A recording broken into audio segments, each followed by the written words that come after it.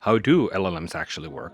The answer is quite boring. Honestly, I do believe that more people would benefit from understanding how LLMs work because that allows them to use them better and understand where they're good, where they're not. So let's see if we could get a quick 60-second primer on how LLMs work under the hood. In the simplest way to describe current LLMs, they are complex algorithms that are really good at knowing what an answer should look like to a specific question. So when we describe it like this, that they know what an answer should look like, it's easy to start to understand why LLMs hallucinate. LLMs do make up things sometimes, and it's not because they struggle to adhere to the knowledge in their model. Rather, there is really no knowledge. They produce text as output that the model assumes that is a good answer to the prompt that was posed. And it does this based on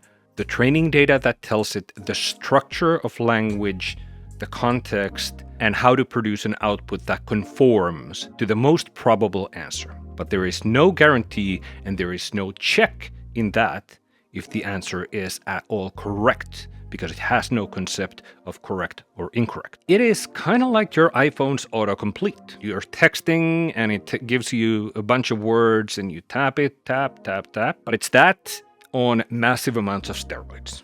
It is an incredibly sophisticated autocomplete. I almost said intelligent, but it's not that. It is not intelligent. Now we know if you just keep tapping the first recommendation in the iPhone autocomplete, you'll end up with gibberish. Now, this is where the LLMs shine. There is a concept called attention.